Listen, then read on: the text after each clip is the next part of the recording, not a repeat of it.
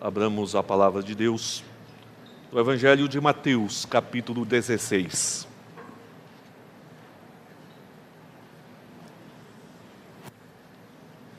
Evangelho de Mateus, capítulo 16.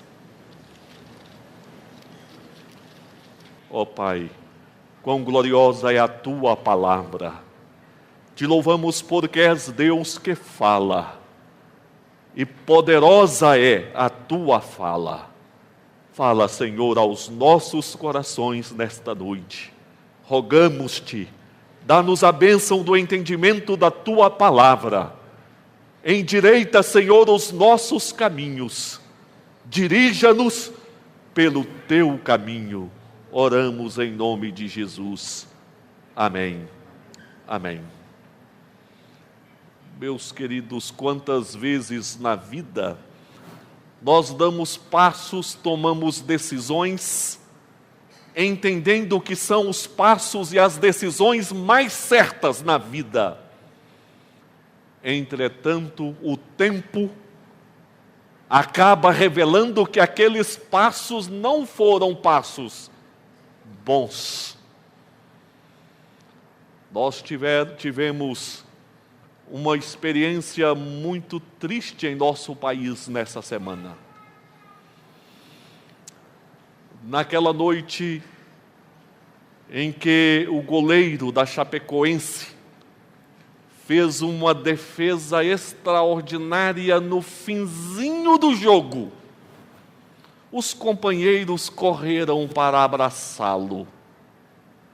Que passo magnífico em direção a uma grande conquista.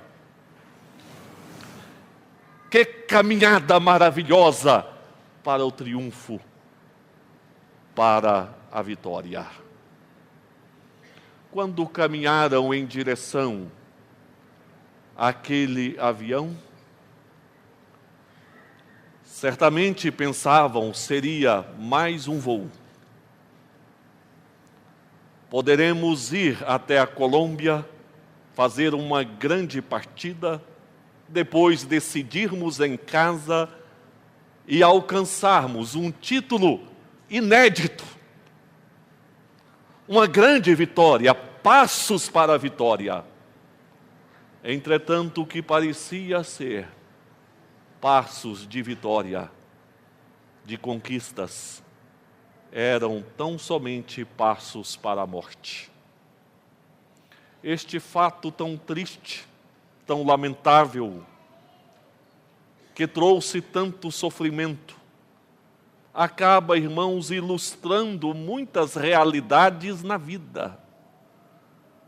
Quando as pessoas diariamente estão tomando decisões na vida, estão dando passos que parecem passos em direção a grandes conquistas, a grandes vitórias, quando na verdade são passos para a derrota e para a morte. Ah, pastor, mas tudo é assim. Tudo é incerto, tudo é inseguro, tudo é dúvida. Como na vida nós podemos dar passos em convicção e na certeza que estes passos nos levarão à glória? O Senhor Jesus levantou a sua voz, olhando para Pedro e dizendo: as portas do inferno não prevalecerão contra a minha igreja. Meus queridos, quando nós recebemos no coração a graça de Deus, tomamos a decisão pela fé em Jesus e nos ingressamos na igreja de Jesus. Ah, meus irmãos, nós estamos dando passos para a segurança eterna, verdadeira, indubitável, verdadeiramente segura. Porque as portas do inferno não podem prevalecer contra a igreja de Jesus. Esta expressão, as portas do inferno não prevalecerão, tem dois aspectos. Primeiro, os ataques ataques do inferno demoníaco, quer seja por meio de homens ou não, ou diretamente por demônios, não terão o poder suficiente para derrotar a igreja de Jesus. Mas significa também, irmãos, que a igreja de Jesus pode continuar a sua marcha de pregação do Evangelho, de adoração a Deus e de serviço ao Senhor. Que a igreja nesta missão vencerá, não haverá absolutamente nada que tenha o poder de interromper o propósito de Deus revelado na igreja. Quando nós falamos igreja, irmãos, eu sei que muitas ideias podem vir à mente, porque existe a igreja visível, a igreja invisível. Qual a diferença? A igreja visível é a igreja que congrega, que nós vemos. Ela é composta de pessoas verdadeiramente convertidas ao Senhor. Entretanto, pode haver entre estes que se assentam em um templo, pessoas que não são convertidas, que não assumiram a fé em Cristo.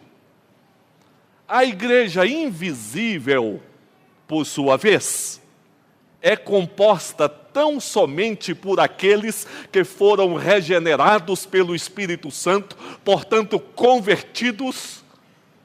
A igreja invisível, sabe quem conhece exatamente os membros desta igreja? Somente o Senhor. Somente o Senhor. Mas vou dizer, irmãos, aqueles que fazem parte da igreja invisível, composta pelos salvos, pelos regenerados, meus irmãos, estes não ficam distantes da igreja visível. Estes vêm para a casa de Deus, se ingressam na igreja visível. Existe também a igreja militante, a igreja triunfante. A igreja militante é aquela igreja que está servindo a Deus neste mundo, muitas vezes com lutas diante das tentações do maligno, da inclinação para o pecado, das perseguições, do sofrimento, da dor. Mas existe também a igreja triunfante, que é a igreja da glória no céu com Jesus. E nós não podemos confundir as coisas. Nós não somos igreja triunfante ainda. Tem alguns que pregam como se a igreja de hoje fosse triunfante, no sentido de entenderem que crente não pode adoecer, não pode sofrer, não pode ter dificuldade profissional, material. Meus irmãos, nós somos igreja militante luta. Triunfante não, já está na glória. Pois bem, irmãos, quando o Senhor Jesus diz: as portas do inferno não prevalecerão contra a minha igreja, Ele está dizendo contra aqueles que são convertidos, regenerados, corpo de Cristo, e como tal, estes se congregam na presença do Senhor. As portas do inferno não podem prevalecer. Por que não podem prevalecer? Nessa noite, irmãos, nós veremos aqui na palavra 3 razões apresentadas pelo Senhor que nos evidenciam o fato de que as portas do inferno não prevalecem contra a igreja de Jesus, que, portanto, os irmãos que nesta noite serão recebidos como membros da igreja estão se ingressando em um organismo vivo, abençoado, sustentado pelo poder de Deus. A primeira razão, irmãos, a primeira razão que as portas do inferno não prevalecerão contra a igreja. Existe uma segurança única, divina, na igreja. Por isso as portas do inferno não prevalecerão. Uma segurança única, divina, na vida da igreja. Acompanhe, irmãos. Acompanhe, irmãos. O Senhor Jesus caminhava com seus discípulos. O Senhor Jesus, em dado momento, voltou para os seus discípulos e fez uma pergunta: o que dizem o povo: quem é o Filho do Homem? O que o povo diz a respeito do Filho do Homem? A respeito de Jesus? Aí eles responderam. Uns dizem que é Jeremias, outros Elias, algum dos profetas. Com essa pergunta, o Senhor Jesus quis mostrar para os seus discípulos que nós precisamos ter convicção a respeito de quem Ele é. Convicção a respeito de quem é Jesus. Como a resposta dos discípulos foi assim, dispersa, vaga, ele se volta para os discípulos e pergunta novamente: e vocês, o que dizem? Meus irmãos, encontrarmos no mundo ideias dispersas a respeito de Jesus é normal, porque o mundo está dizendo: Jesus é um sábio, Jesus é um mestre. Alguns dizem: Jesus é um espírito evoluído. Mas Jesus quer saber da igreja. A igreja precisa de uma convicção de quem é Jesus. Você precisa de uma definição profunda, decidida a respeito de quem é Jesus. Pedro tomou a palavra e com firmeza disse: Tu és o Cristo, Filho do Deus Altíssimo. Ah, que glória! Surgiu dentro da igreja uma convicção de fé a respeito de quem é Jesus. O Senhor Jesus elogiou a Pedro e disse que não foi carne e sangue que revelou a Pedro, mas foi o Pai Celestial que revelou a Pedro. Nós podemos ter uma convicção de fé em Jesus se Deus, o nosso Pai, revelar isso aos nossos corações. Então o Senhor Jesus se voltou para Pedro e disse: Tu és Pedro. Sobre esta pedra edificarei a minha igreja. A grande pergunta que se levanta aqui agora é a seguinte: quem é a pedra sobre a qual a igreja de Jesus é sustentada, é erguida? Será que é algum homem? Será que é alguma hierarquia?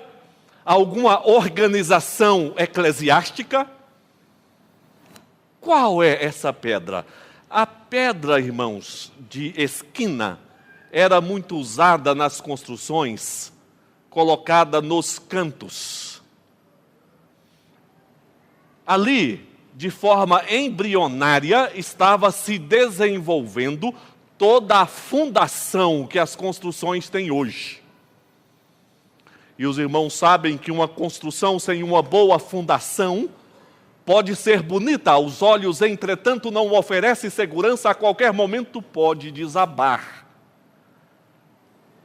Quem é essa pedra que dá segurança à igreja? Meus irmãos, Pedro, ou Petros, significa solo rochoso. O Senhor Jesus diz para Pedro o seguinte: Pedro, você compreendeu as coisas. Você, Pedro, é um solo rochoso. Sobre esta pedra a igreja será construída. Qual pedra? A pedra que eles vinham discutindo, vinham conversando. O que o povo diz a respeito do Filho do Homem? E vocês? Quem é o Filho do Homem? E Pedro diz: Tu és o Cristo, Filho do Deus Altíssimo. Então Jesus diz: essa é a pedra. Jesus é a pedra que dá segurança à igreja, por isso as portas do inferno não podem prevalecer contra ela. Pedro compreendeu tão bem o que Jesus disse, que em Atos, capítulo 3, versos 10, 11, ele diz o seguinte, que Jesus é a pedra que os construtores rejeitaram, a qual se tornou a pedra angular. O apóstolo Paulo entendeu tão bem que em 1 Coríntios 3, 11, ele disse o seguinte: nós não podemos lançar outro fundamento além daquele que já foi lançado, Jesus. As portas do inferno não podem prevalecer, porque a igreja de Jesus tem segurança procedente do Senhor, segurança divina.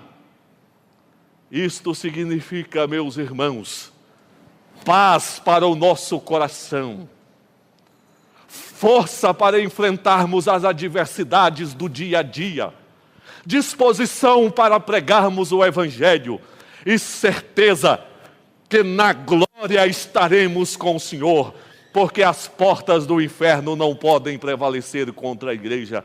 Existe uma segurança divina na igreja. Mas uma segunda razão, irmãos, é porque há uma propriedade divina na igreja. A igreja foi adquirida por Jesus. Como que Jesus disse? As portas do inferno não prevalecerão contra a minha igreja. A igreja é propriedade do Senhor. Qual foi o preço que Jesus pagou pela igreja? O apóstolo Pedro disse: não foi ouro, não foi prata, foi o sangue de Jesus.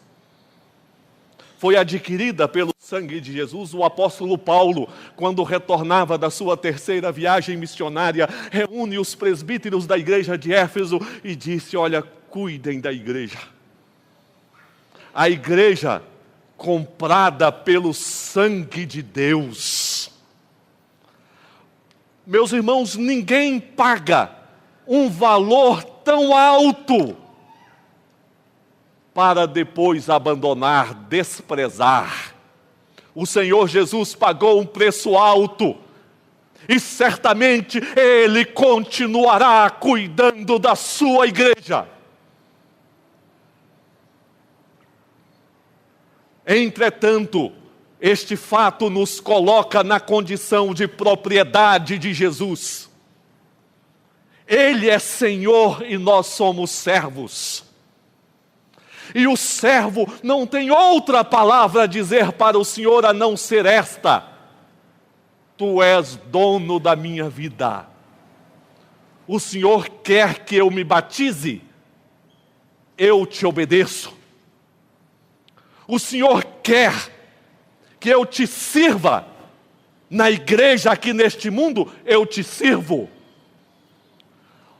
Onde o Senhor quiser, eu irei, porque o Senhor me adquiriu, o Senhor pagou um preço pela minha vida. Nesta certeza que os cuidados de Deus se estabelecem sobre a nossa vida, e que Ele nos comanda como Senhor nosso, caminhemos, irmãos, caminhemos em segurança diante do Senhor, mas caminhemos também dizendo: a minha vida pertence ao Senhor, eu existo para servi-lo, para cultuá-lo. Eu desisti de ser dono da minha vida, ou pelo menos de achar que eu sou dono da minha vida, mas Jesus é Senhor bondoso, que cuida e que dirige a minha vida. As portas do inferno não podem prevalecer por causa da segurança divina, por causa da propriedade divina. E terceiro lugar, as portas do inferno não podem prevalecer por causa da mensagem divina, uma mensagem poderosa que a igreja leva. O Senhor Jesus disse para Pedro: dar-te-ei as chaves do reino dos céus. O que você ligar no céu será ligado. O que desligar na terra será desligado. O que você ligar será ligado no céu. O que você desligar será desligado. Mas o Senhor Jesus não deu esta autoridade apenas a Pedro. No Evangelho de João, o Senhor Jesus soprou sobre os discípulos e disse: recebei o Espírito. E ele acrescentou: se de alguns perdoardes os pecados, serão perdoados. Se retiverdes, serão retidos. Algumas pessoas, a partir desta passagem, entendem que as chaves estão literalmente nas mãos de Pedro. Que ele abre a porta do céu para quem quer e ele fecha a porta do céu para quem quer. Meus irmãos, as chaves não estão nas mãos de Pedro. As chaves estão com a igreja. O Senhor Jesus deu as chaves para Pedro, representando o colégio apostólico, a igreja. O Senhor Jesus soprou sobre os discípulos, dizendo que eles poderiam declarar ou reter o perdão dos pecados. Meus irmãos, o que o Senhor Jesus estava dizendo é o seguinte: que os discípulos estavam recebendo uma mensagem, uma autoridade, que é a autoridade da pregação do Evangelho, e a pregação do Evangelho tem o poder de ligar ou desligar, de abrir ou fechar. Em outras palavras, alguns ouvem a mensagem pregada pela igreja, anunciando Jesus, se arrependem, creem e são ligados ao céu. Outros ouvem esta mensagem e permanecem no seu canto, desligados do céu. O Senhor Jesus disse: aquele que crê é salvo, o que não crê já está condenado. O Senhor Jesus disse: ide, pregai o Evangelho, ensinai, batizai. Existe na igreja uma mensagem divina, uma autoridade que procede de Deus, e a igreja é portadora desta mensagem, e como tal, as portas do inferno não poderão prevalecer, porque Jesus colocou este poder na vida da igreja.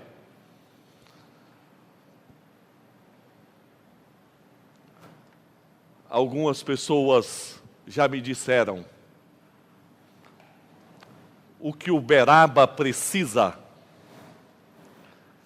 é fazer muitas obras sociais, porque já tem muita gente que faz obra social em Uberaba, então precisamos fazer também.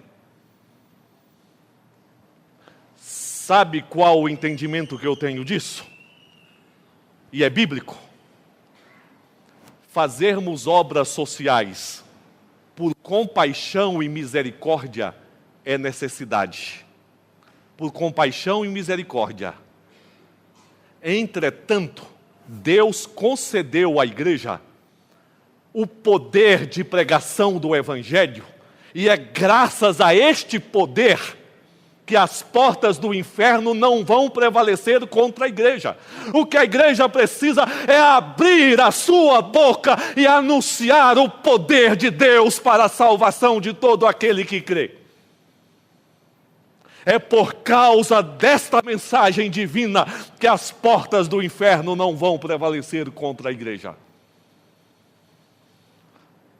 Quero concluir esta mensagem fazendo uma pergunta: você já faz parte da igreja de Jesus? Já se rendeu aos pés do Senhor, entregando a Ele a sua vida? Já testemunhou de maneira pública que você faz parte da igreja dele? Já se ingressou na igreja visível, Porque quem faz parte da igreja invisível vai fazer parte da igreja visível. Se você assim já se posicionou, glória a Deus. Se você assim não se posicionou, queira Deus que nesta noite você ouça um chamado especial do Espírito Santo no seu coração, dizendo: não dê passos que podem te levar à morte, dê passos que podem te levar à vida, não dê passos que podem te levar à insegurança, dê passos que podem te levar à verdadeira segurança. As portas do inferno não vão prevalecer contra a igreja. Por quê? Por causa da segurança divina. Porque a igreja foi comprada pelo sangue de Cristo, é propriedade do Senhor. E porque a igreja é portadora de uma mensagem divina. Se você faz parte desta igreja, perceba a glória de Deus na sua vida, a segurança que Deus te dá. E não deixe o inimigo sussurrar no seu ouvido que você é um fracassado. Entenda que o Senhor cuida de você. Não tema em levantar e servir ao Senhor na certeza que as portas do inferno não vão prevalecer contra a igreja.